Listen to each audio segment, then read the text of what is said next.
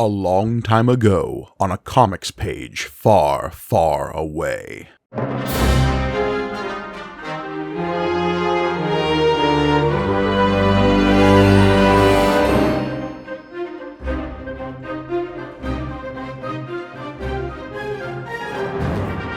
Greetings and welcome to May the Panel Be With You, the Star Wars comic book show brought to you by the Punch Up Entertainment Network. I am your humble host, Mike Gargoni, and joining me, as always, the cave lily pad to my goo monster, it's John Campbell. Oh, indeed. I don't have anything for this, Gargoni. It's still Splinter in the Mind's Eye.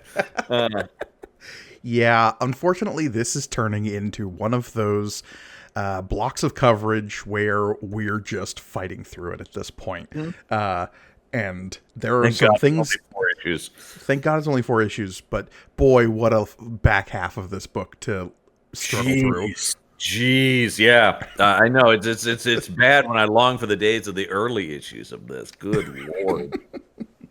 Because, look, yeah, we're continuing our coverage of Splinter of the Mind's Eye. We are covering issue number 3 of the Dark Horse adaptation of the first Star Wars Expanded Universe novel. Oh, yeah. This particular issue was written and inked by Terry Austin, pencil by Chris Sprouse, letters by Steve Dutro, colors by James Sinclair, cover by the classic Mark Harrison. Best part of the comic, as we've talked about, the covers are much better than the comic itself. So this book, I mean, listen to the last couple of episodes to get more in-depth details about like where this fits into the context of Star Wars as like a multimedia tapestry.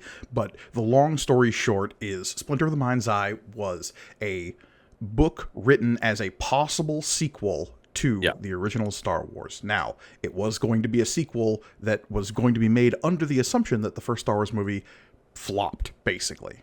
This was basically Plan B for Star Wars. Yeah, exactly. And it shows. It really does, because it's interesting. Well, and I will say that is the most enjoyable aspect of it, is just the curiosity of this, right? Is you just going like, oh, it's interesting to see what pieces come in here that were cost-saving measures for a film adaptation of what we're reading. But then there's also moments where especially in this issue, where I'm reading it and just going like, how would they film this? I just don't know. Without special effects that they were trying to cut down on. It's an interesting thing, because you do wonder, we're reading a comic adaptation of the novel. Yeah. If they had made the movie, that would have been a movie adaptation of that novel. True. So it probably would have been pared down even more, honestly, right? If they took this as the building blocks, and then somebody has to come in and go, well, we can't do this, this, or this. We got to cut it down even further, because we don't really know also how low budget a sequel would be. This is this imaginary fantasy world or whatever, this parallel reality. Like, how much would Lucas have been able to cobble together, period? I think also probably another thing, too, where it's like, we could do this, but if not, then we can do it for this, then this version. There's the $5 million version, the $2 million, the $1 million, and the $500,000 version of it, or something like that as well. There's the we need $1 million to film this over a weekend version. Right, exactly. Yeah, it's that. Which, look, I don't know. Could it be as bad as that Corman movie for Fantastic Four? Who knows? I'll say, I mean, you and I both, I think, are on the same page about that Corman Fantastic Four movie. It's got a lot of spirit. It sure does. That is a plucky little picture, I will say that. And if you haven't seen the documentary about it, the documentary is well worth your time. Yeah. It really does endear you, yeah. All right. Issue number 3, this came out April of 1996, so 2 months after the second issue we covered. There's about a 2-month gap between each issue that we're covering here. You got to let people whet that appetite, man. They got to know what's going to happen. I would be so curious to see how this sold. Yeah, and those are numbers we're just never going to see, because No, there's no way. That's what I'm saying. I don't really. Comics numbers even now are kind of like debatable, and so even then, forget it. We've talked about like what our continuing coverage looks like once we get past the Marvel Star Wars era, and we're going to dig firmly into the Dark Horse stuff. And something I plan to do once we get there is dig up a complete release schedule of the Dark Horse books as they were being released through the 90s and early 2000s, because I think that the rise and fall of that can be very telling at times in terms of how many books they're trying to flood the market with. Sure. And I think a big difference in the Dark Horse was they were doing stuff like this. I don't remember there being a lot of cohesion in their releases. Like the Marvel stuff is very much like, oh, we're going to do this now. We're all going to kind of focus on this time. Like the Star Wars and Vader book can all agree on. We're going to set it in this time now. And they're going to... I remember there being much more just sort of random miniseries. And I don't remember there being a ton of rhyme or reason as to why now they're telling this story. Maybe I'm wrong and I wasn't perceiving it. Yeah, I think it depends on which era you're talking about, because... like just after the release of Attack of the Clones, everything was. Did you ever read Star Wars Republic? Oh, sure, yeah. Yeah, like everything became Clone Wars centric, and true. And before that, we had Legacy, and there was a lot of that era of stuff happening. Legacy was their first. Well, and we'll get into that, but like that was their first real stab at like we're going to create our own sort of section of the Star Wars universe that is Dark Horse original. Yeah, because everything else was sort of, even if it was an original story, was building off of the expanded universe novels that were happening at the time. Yeah, they would usually do like adapt a novel and then keep going, basically, or something like that, right? Yeah. All right. Anyway, get to this though, which is let's get to this cover. Yeah. Speaking of goo monsters. Yeah, great cover. Great cover. Weird outfits, but that he inherited those, of course. Yeah, they're still in their mining outfits, and there's like a weird goo monster coming out of the water, and it's attacking them, and Luke's got his lightsaber, he's swinging it, but oh no, it's not doing anything. Not to goo. The one thing that a lightsaber cannot fell, goo. I mean, you say that, we'll get to the Star Wars Infinity's Empire Strikes Back, but Leia does fight a goo monster in that. Well, of course. They're a dime a dozen in the Star Wars world, man. Goo monsters. Gotta watch out for them. There's more than you think. So yeah, we got our credits page here, all the people I talk about. And what's this? Oh, right to Darth Vader. Yeah, it is like, folks, he's here. All right. It took us a while to get there, but here he is. It's the Dark Lord of the Sith himself, Darth Vader. And he's talking to Captain Piet. Yeah, we've mentioned before how this adaptation is attempting to shoehorn some actual Empire Strikes Back stuff into this book to make it kind of try to fit with that movie to middling success. But this is some of that where, we have a report from Captain Piet, who was not a character when this book was originally written. Yeah, I was kind of surprised to see his name there, and then I did remember that that's what they were doing. So yeah, he's talking to him, and he's like, "Hey, man, when are we gonna get there to, Sacarpus 4?" Yeah, and Admiral Piet saying, "The Executor, remember that Superstar Destroyer that you saw in Empire Strikes Back? That was definitely a thing that existed when this book came out." You know what I like though? They call him Admiral Piet. No attempt to make him look like Admiral Piet. No, not really. I mean, he's only in the 2 panels, so. It's true, but I'm just like, that's his face. I'm like, nope. And also, I like that he's Captain Piet, meaning he'll be promoted since this is a little bit before that, right? Mm-hmm. Well, he'd be promoted as of the events of Empire Strikes Back, yeah? Oh, yeah. Yeah. An abrupt terminal promotion. Yep. And I mean, Vader's going full Vader here when he says, "Tell the Navigator if we arrive 1 minute after his estimate, we needn't worry about the return trip." And then I thought it was really weird that Vader pulled out his watch and was like, "I'm keeping track." Now here's where we start veering into some really harsh, I don't think Vader sounds like that territory, which we're going to steeply descend into. This comic is rife with that, and we may have already read issue 4 as we're recording this. Infinitely more over there, so stay tuned for next week with some very un-Vader stuff to say. Because Vader follows up with, "I won't countenance any delay. I have a score to settle with Skywalker and the girl." The girl! And then we cut to his interior monologue as we get a wide shot of the Executor, and it says, "And a certain bauble to collect that will magnify my power beyond imagination." He's steepling his fingers after that. He loves baubles. A certain. I can't imagine Vader saying bauble. I'll add it to my collection of baubles.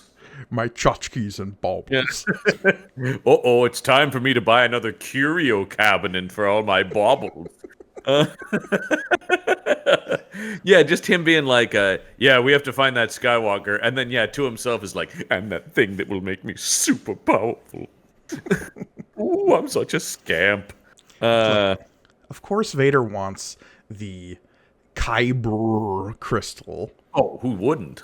Kyber crystal. Yeah. But Crystal go burr. Ooh, that's a cold crystal. But yeah, so we cut back to the plant surface. Not the drawing on Leia here very weird. Especially with the oh coming out of her mouth. Yeah. Yeah. And also, they're trapped in this swamp plant. But she really had time to hit that eyeshadow. Yeah, look, Leia getting dragged along by the wrist by anyone is a bad look, in my opinion. Yeah. Anytime Han does it, she's immediately wrestling out of his grip. Like, fuck you. Yeah. That's like a key part of her character. Yeah. And then even when we turn the page here, he's still got his hand on her arm. And also wrist as he's just dragging her along. Yeah. Because they're still being hunted by, what's this? A giant mound of teeth following them. It's the Wondrella, that giant worm that ate their car at the end of the last issue. That's right. And get ready. You know it's the Wondrella because they say it a lot. Unfortunately, seeing that hungry Wondrella is a tireless Wondrella. He says as fleeing the Wondrella. Yeah. Make sure to ask your parents to get you the Wondrella action figure set. Because, yeah, my God. Yeah, so they're still running from it. And Luke lost his pistol. Yeah, he lost his pistol in the chase. They're running from this giant worm that's chasing them. That's when they suddenly come to a big pit in the ground. We got to find someplace to hide. What's this? Oh, a convenient pit. With a ladder. So this is where we get into some like hinky, like comic book time dilation. So just in the last page, if we look, the Wondrella is literally right behind them. Right behind them. And then apparently they were able to run fast enough during that page turn to get out way ahead of it. Yeah, and give Luke enough time to say, looks like a ceremonial cistern. Maybe it holds water for a dry season. This ladder seems strong enough. Okay, two things. Why is that what he's putting together? And two, why do we need to know? We don't. I don't know where Luke is figuring that out, that information. And also, who cares? It's a pit, and there's a ladder. But then Luke follows up with, we don't have a choice. I'd rather die in some dark hole than be some monster's breakfast. Yeah. And that's fair. Yeah, sure, yeah. This is what I take umbrage with. Yeah. Luke being the one to leap down mysterious holes when fleeing danger. Because that's Leia's move. Oh, 100%. And that even sounds like a Leia line that Luke has, though. We don't have a choice. I'd rather die in some dark hole than be some monster's breakfast. Two sums I don't like on that either. That's a little clunky. But it's a little mucklunky if you think about it. But I wouldn't go that far, John. Come on. Few things are, yeah, come on. McClunky is McClunky. That's a death sentence. Yeah. But it does sound more like Leia. That's in that tone of somebody get this walking carpet out of my way, right? Like that's sort of that. She's the one to grab the blaster and shoot open the trash compactor chute. Mm-hmm. Well, we've talked about they switch personalities back and forth throughout this whole book. It's the most frustrating thing. Yeah. So, yeah, Leia follows Luke's lead. They climb down this ladder. Luke gets to the bottom of the ladder. Out of the end of the line. But then Leia finds that there's a ledge halfway down the ladder. Mm-hmm. Once again, this is one of the things that's a problem with this book for me too. Is there's so many things that are like, oh God, what are we gonna do? Oh, that okay. I mean, we talked about it last time, but it feels so much like a throwback to classic like science fiction fantasy serials, like Flash Gordon, and that's on purpose, right? Absolutely. The only problem is that it's not even as exciting as those old serials, right? Because you think about like the grappling line to swing across the thing in the Death Star. That's very Flash Gordon-y, swashbuckling. But this is more just like, look, there's a ledge. So it's interesting because obviously this story was told when the only Star Wars we had and the only Star Wars that existed as inspiration for this story originally was not even the film itself, but a script, because this book was being written while that movie was in production. Yeah, and I guess Foster had adapted that script. So yeah. Yeah. So what ideas are here are Foster being like, okay, I know where I'm getting my inspirations from. And I'm sure talking to Lucas about his Flash Gordon fandom and stuff. Right. So leaning more heavily on certain aspects of the milieu that is Star Wars is interesting to see where it goes. Because, like, obviously we've seen more successful Star Wars things like The Mandalorian lean more on the Western aspect of it, right? Yeah. And something you wouldn't necessarily get from the script per se, because that has a lot to do with how it's shot and the locations chosen and stuff. Yeah. Or you see stuff like in Star Wars Visions that leans more on the samurai aspect of it. Or the Rogue Squadron stuff that's the World War II fighter pilot things. Yep, absolutely. So this is obviously leaning more on the, zounds, we must escape this situation. What's this? A convenient ledge. Huzzah! Yeah, and that just reads weird, especially, I mean, I wouldn't have read weird necessarily if you'd read the book in 1978, but we are now in 1996 adapting a thing from 78 and kind of trying to make it fit, but it's still, I mean, I think the thing is, like, you just can't make it fit without changing it whole cloth. Yeah, and again, keep in mind, we're living in a world, while as this book is being released, where the prequels don't exist. How wild is that? That is crazy. But anyway, the worm sees them. It looks into the pit. Uh-oh, turns out worms have eyes. And then they just hang out on the ledge as the worm hurls itself into the dark. So the Wandrella just fucking nosedives into this pit. It's that desperate to eat these people. It's like, I don't know what's down there, but probably those people I was trying to eat, so... I really dislike when monsters in any given sci-fi or fantasy thing are written as just, like, absolutely mindless. Like, devoid of all even reason or instinct of self-preservation. Yeah, I was going to say, this is dumber than most predators on Earth, right? Like, yeah. And, both mindless and determined at the same time, too, because it is just like, yeah, that's it exactly. But it's like, it's so going like, they go in whole, I go in whole. Because my entire life now is about getting those two people. Yeah. Why? This thing, shouldn't it just be on instinct to, I want to eat them because I need something to eat. Once they're gone, oh, well, I'll find something else to eat. Also, compared to this, like, mega predator swamp worm, these are like two little morsels. You'd think it would turn and go find a big, like, swamp goat to eat or something. I know, it's so strange. Yeah, whatever. Yeah, it's gone now, though. It fell into this pit is very deep. This book is a constant series of danger, narrow escape, danger, narrow escape. And the narrow escape at times is so contrived as to be like, we just have to have a narrow escape, so it has to happen. That's what I mean when it just feels like it's doing it knows those cliffhanger moments of old movie serials, but it's just constantly doing them. It's just non-stop cliffhangers. So some of them are okay, and some of them are just like, oh no, oh look, a cliff. Oh shit, it fell, you know.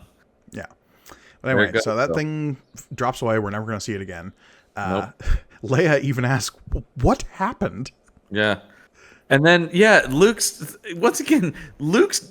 ability to just, like, figure out everything. He goes, even that thing wasn't infinitely long. It overextended itself trying to reach us, and its own bulk brought it down. Yes, I've surmised all that from...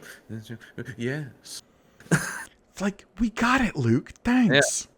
Yeah, it's the same thing about, like, a hole in the ground. Well, this must have been used to store water or whatever. And it's like, fucking who cares? It's like, has Luke ever struck you as the overly talkative character? No. This feels like, I mean, if anyone's going to say this shit, it's 3PO, right? Like, that's the only character who would say things like that. Yeah. And then we get, oh god, I gotta say, the second half of this really made me hate the character of Hala. Oh yeah, she's the worst. Yeah. Luke, boy, are you down there? Thank the Force, they're alive. So thankfully, Hala, 3PO, R2, and the Muslims. Let's not forget those all-important Muslims. I think they're Yuzums, actually. Yuzums? I don't know. It doesn't matter. They're not Wookiees. That's what I know. They're Wish.com Wookiees. We got Wookiees at home. Yeah, exactly. These are Yuzums. Yeah. Oh.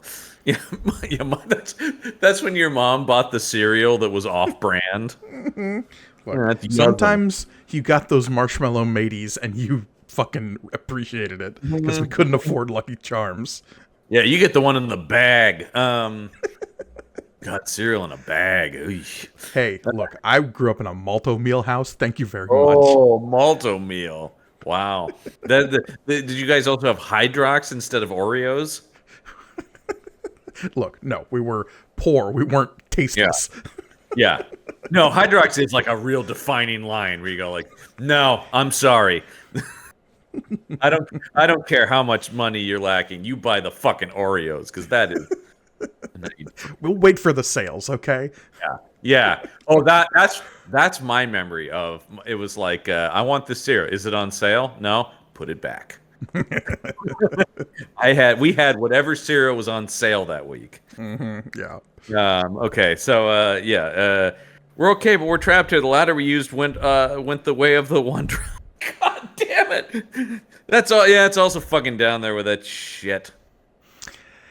Yeah, but thankfully, the convenient knowledge of Hollis lets us know there might be another way out because this place was built by the Koway. You're in a Koway shaft, sonny. Oh yeah, Koway shaft. Don't type that into your Google search. Yikes. So that led on to, once again though, it is just like characters just have knowledge in this, and because Hall is a new character who's familiar with this planet, the book is just like, see, so she would know, right? And you're like, I guess that will be her function for the rest of this series. Yeah. It's just like, is there a weird, obscure piece of information that needs to be expressed? Hala knows it. Yeah. So anyway, Leia now is being snarky Leia. Great. We escape being worm food only to be slaughtered by another of Mimban's charming indigenous species. Wow, Leia. Really? But you know what? That's more on brand. That's fair. That's fair. That's the kind of snark I want out of Leia. And speaking of racism, we get Hala saying the Koway are related to the Greenies. They're shy and peaceful. Just nonstop use of that slur in this world. Yeah, because again, the Mimbanites are like a green species that have been subjugated by the Empire here, and even the locals call them Greenies. Fucking Greenies, man. This was a nice neighborhood for the goddamn Greenies moved in. They were here first. Man, think about the property value, though. Yeah, no, it's not great. And once again, it's all just like, just imagining this as a scene from a movie is just like, and some more information to you people down there. Here's the thing about the passageways.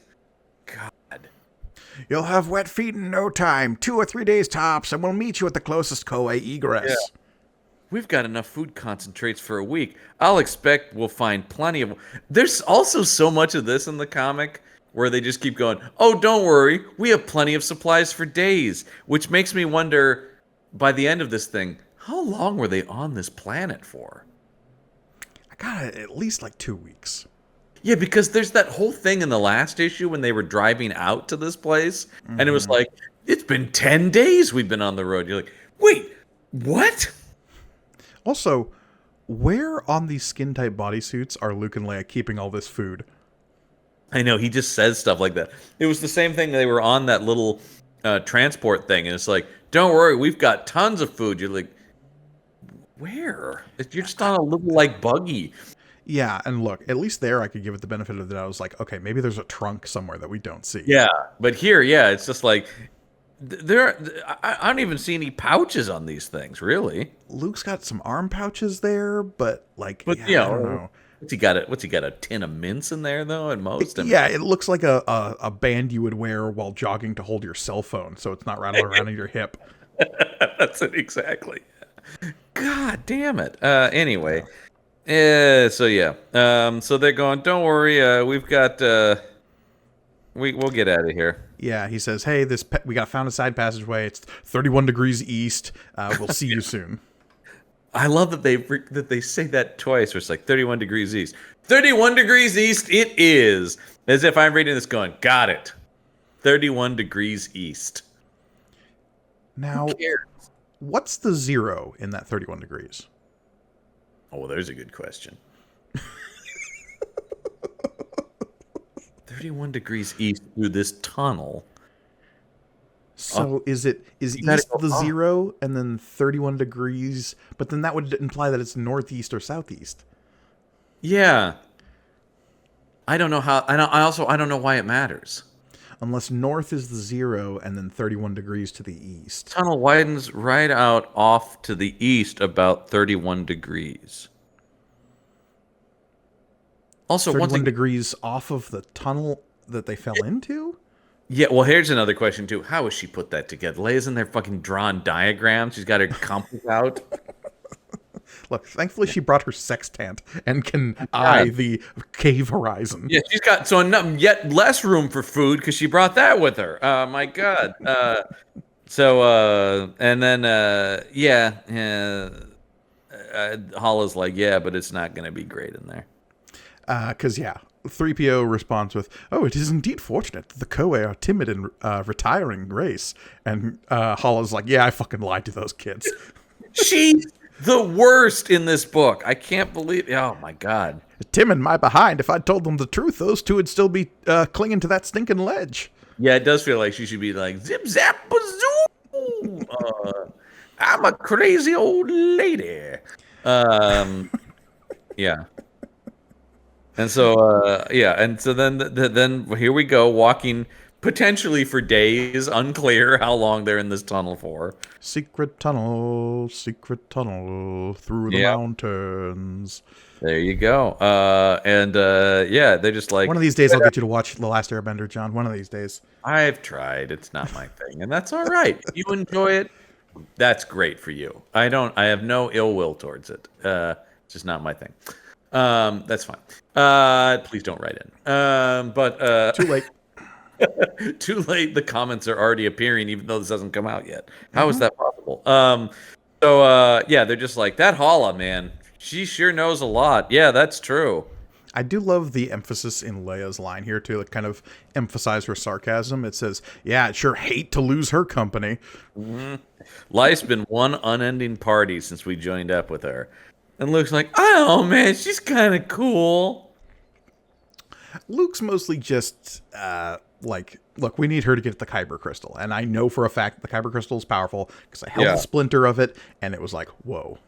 Yeah, and so look at this. They're like, hey, check it out. The walls are absolutely covered with this luminous fungus. Now it's not as frightening. You know what's never ended poorly? Glowing things in pitch black caves. Yeah, once again, it's another kind of like stupid Leia thing going, it was scary in the dark, but now that there's a luminous fungus, everything's fine. You're like, you're a little savvier than that, aren't you, Leia? Well, and look, we know that originally they leaned harder in the novel between the Luke and Leia romance, and this strikes me as a scene in which, like, okay, two hot young singles ready to mingle, wandering through a dark cave, getting close to each other, until there's beautiful lights underneath the darkness, like stars in the night. Hey man, it is the Koei shaft. Shut your mouth. I'm just talking about Koei shaft. Oh man, and so they come to look at this. Why, it's beautiful. It's an underground lake. Yeah, I do. I mean, it's a really un-Leia line, but I love the line that says, that water's as black as the Emperor's mind. I like the idea of someone saying that in Star Wars, yes, but it doesn't fit Leia at all, but yeah. No. It's like, because it's just like, what's the worst thing you can think of? Oh, that Emperor asshole. Am I right? I am right. Okay. So here's where we run into a situation where they absolutely needed to reverse the characters here. Because what do we know about Luke Skywalker after the first movie? We know he grew up on a desert planet of Tatooine Yep. as a In fact, they're going to call that out like right now. As a farmer who farmed moisture, implying that there Yep. is not enough of it to do what he is about to do. Correct. That there is so little water on this planet that like the condensation buildup of something is enough to like be valuable. Yeah. Wow. And yet Meanwhile, he trudges right into this water. in this comic book, Luke just dives right in. Yep. Come on in, Leia. The water's fine. So what Luke does is he dives into the water. There are these big cave lily pads in this underground lake. He dives under, uses his lightsaber, slices one off from its root system, and drags it back to shore. Yeah, I noticed when I cut this loose that it's concave on the bottom. Should be pretty. Jesus, the amount of instant like perception these people have in this. After 16 hours walking, I thought a raft looked pretty good. But first, a nap. You know how in all your favorite adventure stories, the characters stop and go, "Let's get some rest real quick," though. You know what's wild is this nap happens in the gutters of the last two panels on this page, because it says, okay, Yep. I'm for a nap before we start. Leia says, okay, sounds good. She takes his lightsaber, cuts off some stalagmites to make paddles for their new impromptu raft. And then she says, I made us some paddles. We'll leave after we get some sleep. Cut to them leaving. It's like, okay, I get that we don't want to show our characters just dead ass asleep, but 4 pages of them sleeping. I'm not sure I needed that. Yeah, but no, that is a lot of work for a gutter to do. And we'll get a line later that implies that like a ton of time passes in that gutter. Oh, I know. It's an amazing. Yeah, we'll do this and then just. I also love her line. I didn't even know these worked underwater. Lightsabers, yeah. I mean, why wouldn't they? Yeah, I know. Yeah, that's what I'm saying. That's a weird Leia thing to say. Well, especially like now that I think about it, the way blasters work in Star Wars, there's no reason they shouldn't work underwater because they're like superheated plasma. Yeah, they're not guns. They don't have like the mechanisms in them that would rust or whatever. Well, and even actually modern guns could function underwater. Right, because the whole problem with like older guns not functioning underwater is they're not airtight, so you'd get water into the gunpowder, stopping the explosion of the bullet. Exactly, and now that's been solved. Yeah, pretty much. Talk to the Navy SEALs, folks. I'll get them on the line. Hello. Like obviously, like bullets moving through water do so at like different rates and at different angles. So there's a whole other problem with physics underwater. But it's more about you can transport a gun through water though and not have issues when you come out. Yeah, it's not like you watch folks, and this is welcome to History Corner. Watch Saving Private Ryan, where like Hanks has his rifle wrapped in plastic when they've stormed D-Day. Like they had to think about stuff like that. There you go, folks. That's more interesting than this comic. Because okay, we have this outrageous gutter. We'll get into how outrageous it is a little later. But they're sailing off. There needs to be some sort of lesson in the heavy lift, like what the weight capacity of a gutter is. And for those maybe not as versed in the comic book lingo as John and I, the gutter is the space in between panels. That's what it's called. Right. It's basically where it implies the transition of time and motion from panel to panel happens in the gutter. And generally, that would be like a turn the page one. You know, you got to think about what can a gutter do versus what can a page turn do. If we turn the page and they were paddling, we'd be like, okay, but the gutter doing that is a lot. That might be some of the biggest heavy lifting I've ever seen. Because we cut to outside, and it's 3PO and R2 and the Yuzum and Hala camping out for the night. And boy, I can 3PO imagine being a worrywart. I can imagine sitting in the theater and when it cuts to this, I'm like, oh Christ, all these characters are together. Oh boy. Yeah. I do hope Master Luke and Princess Leia haven't fallen into any harm without benefit of my expert counsel to guide them. All right, that's like a B- 3PO joke. And you know, whatever this butte that R2 is doing is like, okay, pal. And then, whatever, man. And then, don't be silly. Those kids are having the time of their lives, strolling about, seeing the sights. I do kind of like this transition because she points up at the sky as they see like a falling star, and they say, "See that? A falling star. In some cultures, that's considered a sign of good luck." As we zoom in and we see that it's a Lambda shuttle coming across the sky. Yeah. That's good. I like that. Yeah.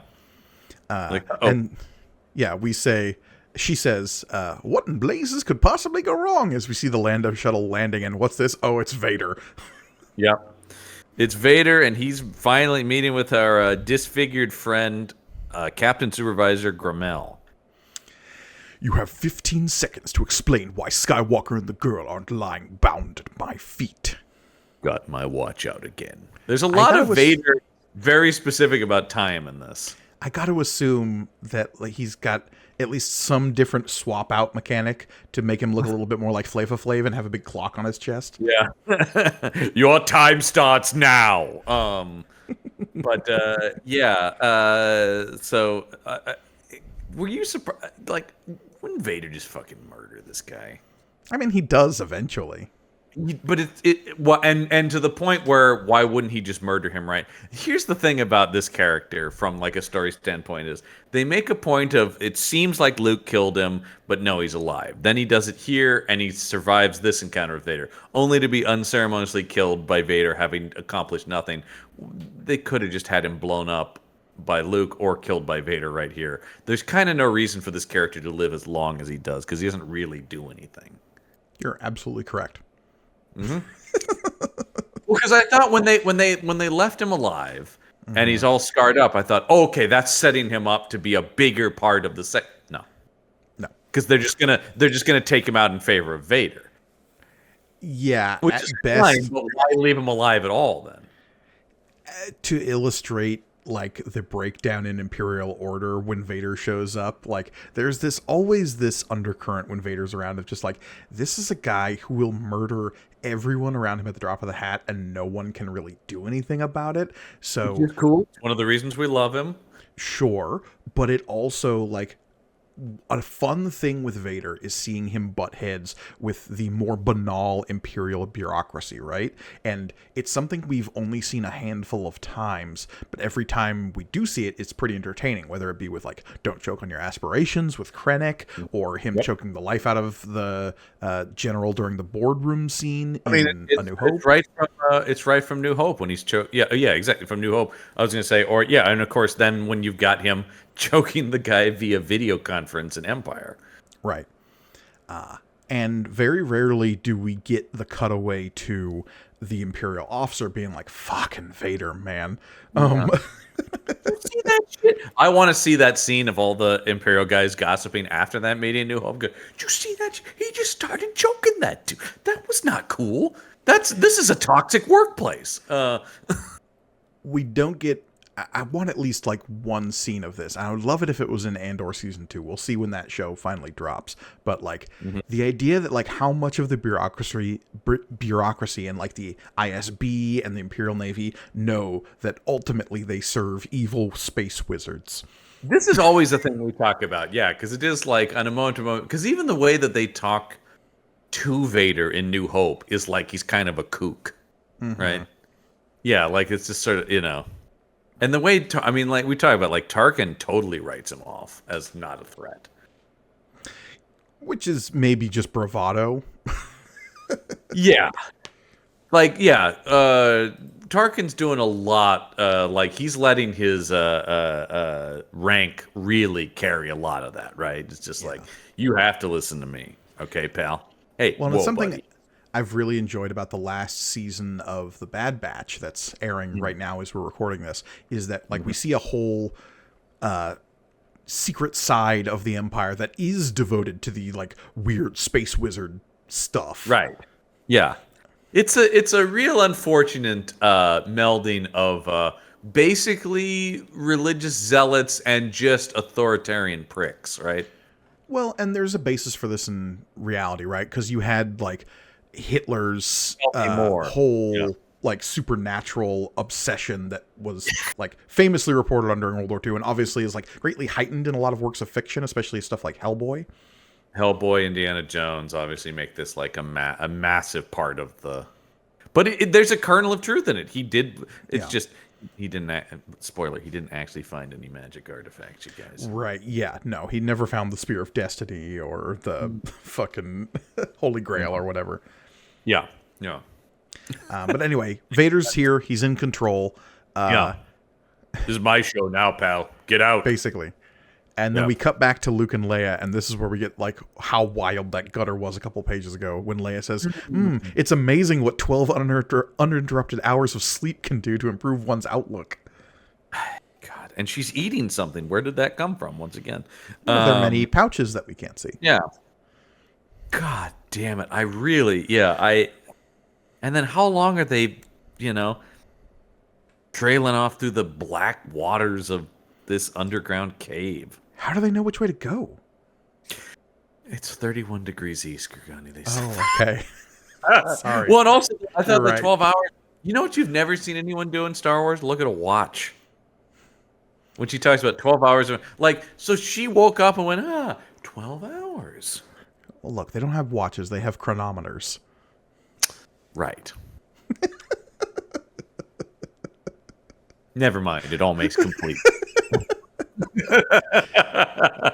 Anyway, this is very much it's just a show, maybe we should just relax moment, obviously. Yeah, it's weird, but then what's this? Why is this a goo monster? Just as Leia says she is being cautiously optimistic, suddenly they're attacked by a ghost. Yeah. Ooh, get out of our cave. Because, okay, the cover of this book makes the goo monster pretty obvious that it's a goo monster. Because A, green, that's the universal goo color. I don't know when, how else will we know? And B, way drippier. Way drippier. Goo famously drips, folks. Yeah, that's just goo 101. Yeah, there's no way around that. Okay. This is much more ghost-like. It's very much a solid thing. It's very weird. Yeah, I don't know. Just maybe it was they ran out of time coloring this thing, or with the color palette they were dealing with the black cave, it made it more difficult. But they decided to make it this like transparent white, and it like swirls up from underneath the lily pad raft that they have, and it looks like a ghost.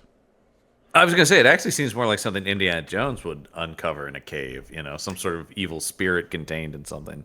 Than it does a Star Wars thing. I don't know. But the beam won't cut it. He goes, hey, stay back. I'll take care of this. Die, goo. Oh, shit, it reformed. Which only makes sense because it doesn't appear to be much of a tangible thing. Yeah. Leia screams, Luke, look out. A tendril grabs Luke and drags him into the water. Oh, wait a minute. I feel like I've seen that image before. No, John, you don't know what you're talking about. Anyway, Luke's underwater for a long time, and Leia's really worried that Luke's disappeared, unlike anything we've ever seen before. Totally new, bold Star Wars. Once again, you're reading this book, and the movie is like fresh in your mind. I feel like even readers of 78 would be like, wait a minute.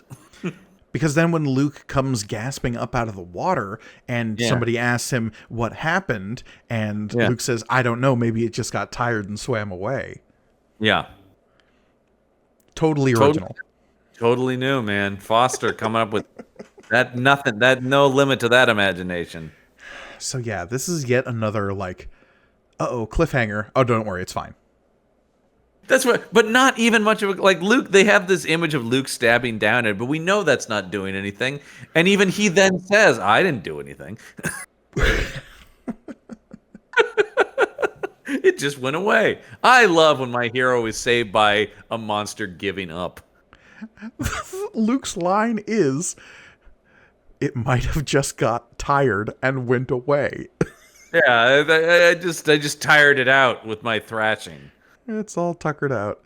Yeah, and then now Leia's scared. Once again, a Leia pose I don't like, where she's like clinging on to Luke going, I think I'm ready to go home now.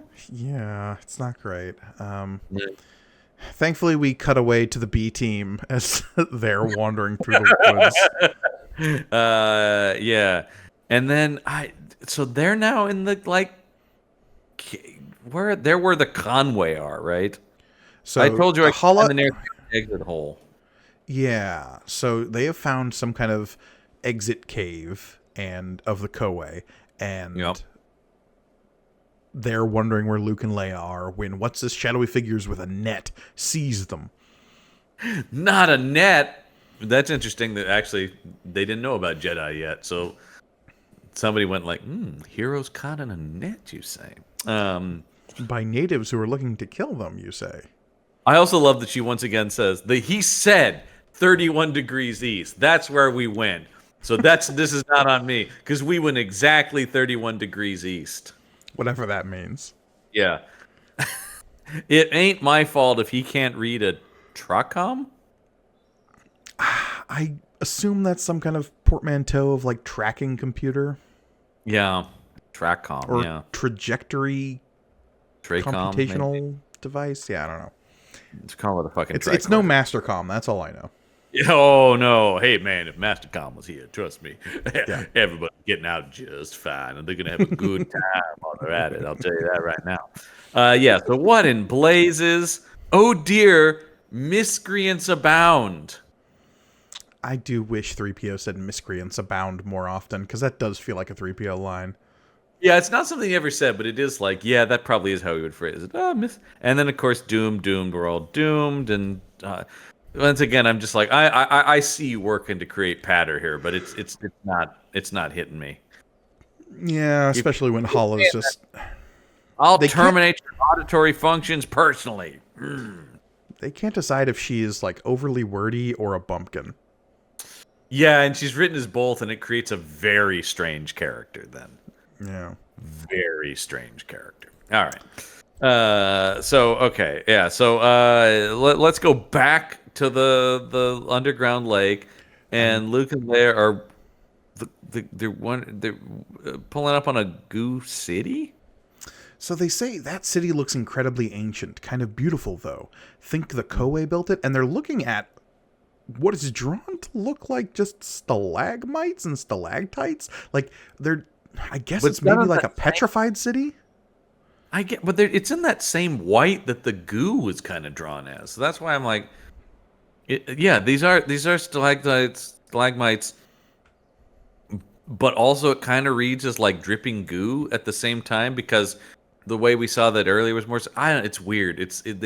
Something needed to change here. I think in the coloring more than anything. Well, and what really needed to change is the characterization of Leia, because when she says, "I'm sorry I didn't help more back there. I never learned to swim."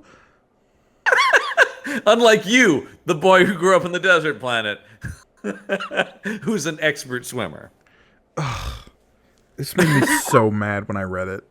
And also, for those watching on YouTube, look at that pose of her being like, "Oh, gosh, I never learned how to swim." Oh. She was a royal princess of Alderaan. Yep. They would teach their kid how to swim. I can't even. No, that also is the thing that stood out the most for me in this issue. Like, the fuck? What are you talking about? There is very little we know about Alderaan as of A New Hope, because it is something to be blown up. But do you know what we do know? Right. There is an abundance of water on that planet because we see how blue it is when it gets blown up. Yeah, that's insane. That's insane. She had access to all kinds of information and instructors, and you would think there'd be very little Leia couldn't do, actually, really. And you do see that in those, right? Like, she probably grew up with the most well-rounded of education, both mental and physical. And Bail Organa, like, famously, like, step one of the rebellion is Bail Organa being like, nah, fuck this, y'all. Yeah, as soon as the Empire gets off its feet, he is at the Jedi Temple trying to save people. And so you would think he would be immediately like, my daughter is going to know how to do everything, because we need to be prepared for every. But no, she's like, oh, gosh, I can't swim, Luke. I led such a sheltered life as a leader of the rebellion. Yeah, I know. Yeah.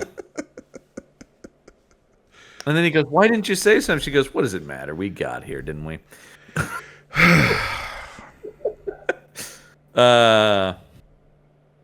And then Luke's like, I heard something. She's like, whatever, probably some rocks. Once again, this Leia.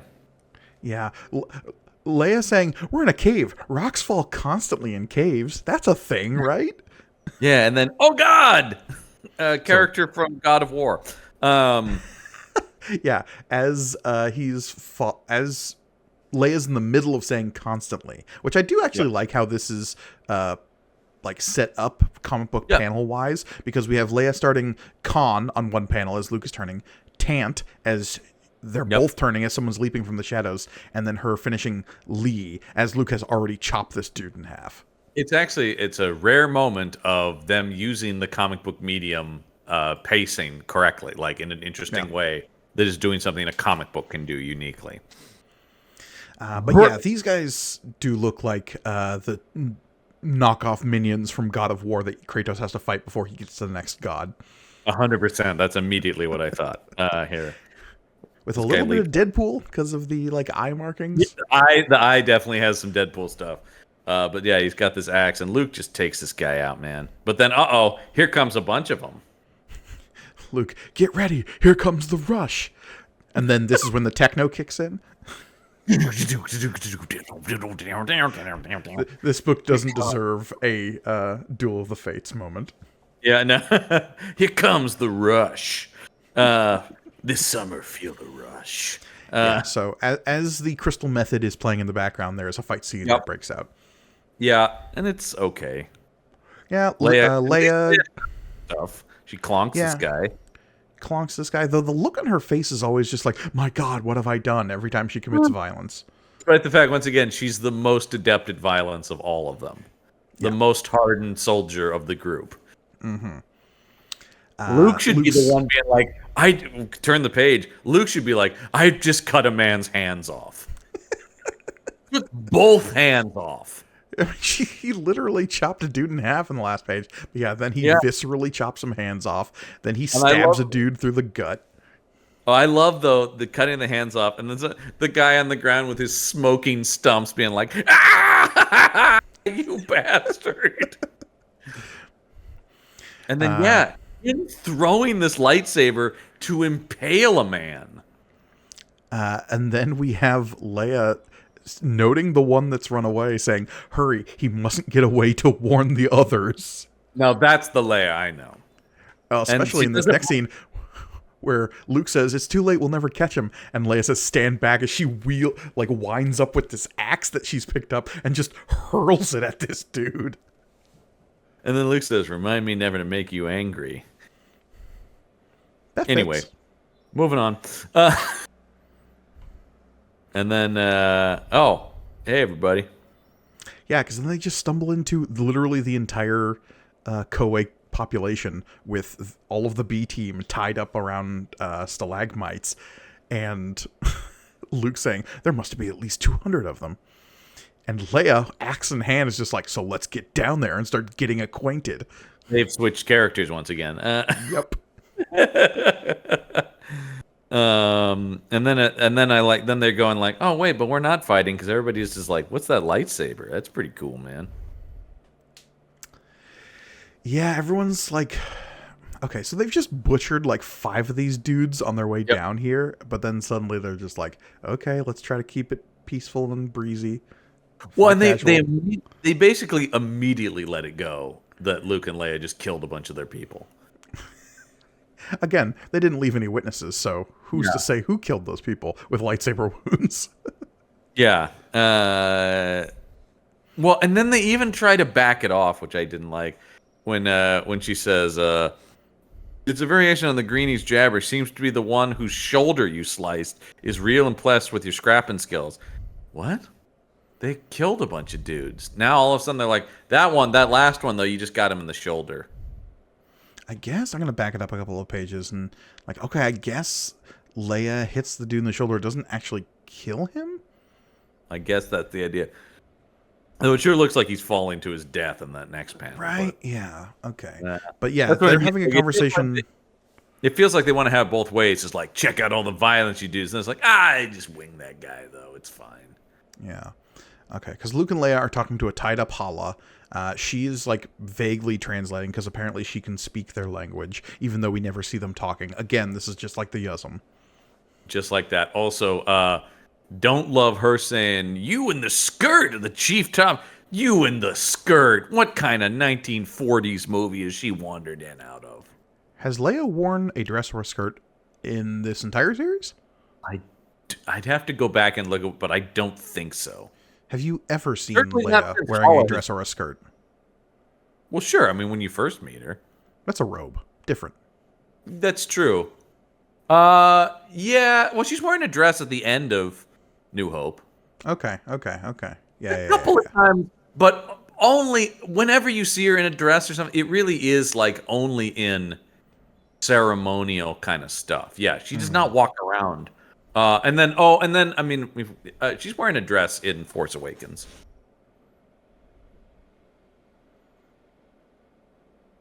Yeah. Okay. Yeah, but once again, at that point, she's like Elder statesman. Yeah, exactly. If Leia's in a skirt, it's a formal reason. It's not. She's not somebody who would go around like that. Yeah. So and also, but I will say, Hala has only ever seen her looking like this. Yeah, and again, so this is just. They just want to write her as an old person, so they're trying to just give her like old people, but it's all like Earth old movie dialogue. It's not, And she's saying things like "jibba jabba," and you well, 21 skidoo. She might as well, yeah. Back in 1992, I remember, yeah. And so I do like when they look over at these at the Kowei, and they're all going like, "Should we kill him?" Like just they're muttering to and I was like, "Oh shit, they're looking at us."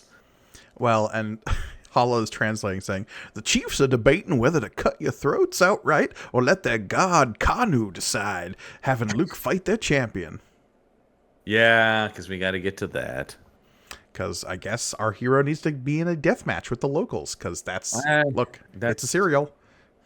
Hey, I mean, that is very Flash Gordon. That literally does happen in the Flash Gordon movie. Yeah. Yeah. So let me guess. No lightsaber allowed. Couldn't be fair. The Kowei word for quit is sane. Of course, you quit or lose, we all die. Swell. There's a great Luke line. Oh, swell. I believe that from Luke.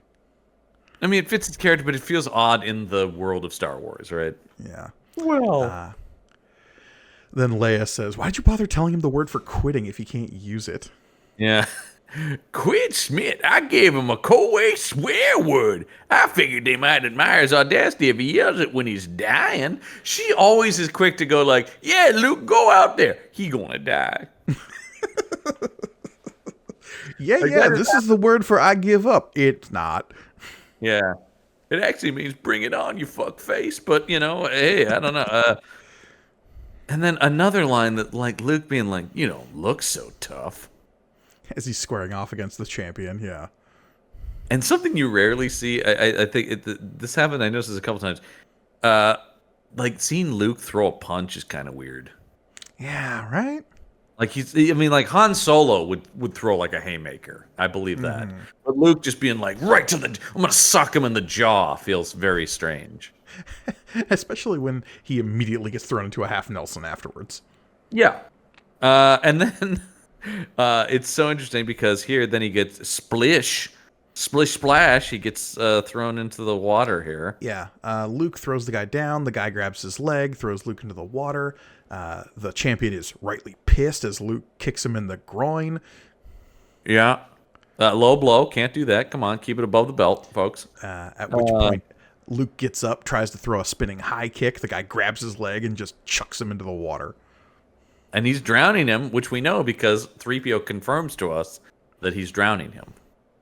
And as 3PO is shouting the word for quit that is not the word for quit. So I just want everybody that is the end of the issue. Didn't you want to cut away to them going, "That droid's got a mouth on him. Jesus." Yeah, right. Whoa. You can't just be tossing that word around. But yeah, that's where the issue ends, is Luke is drowning and everyone's being like, "Oh, well, he's dead." Yep. Well, time to find us a new hero. Luckily, Han's not in this, so we'll just go meet up with him, right? Harrison Ford's not under contract, as we've talked about, so. But yeah, that is issue number 3 of A Splinter of a Mind's Eye. As we've established, this is yet another cliffhanger that will immediately get solved by like, oh wait, no, it's not. Yeah, well, I think just in general, and it's one thing for this to be the cheaper sequel they could have made, but it really does just feel so inconsequential. It would have been such a disappointment after New Hope to just tell a story where basically nothing happens. But I mean, we have to keep in mind that like that was standard for a lot of genre sequels at the time.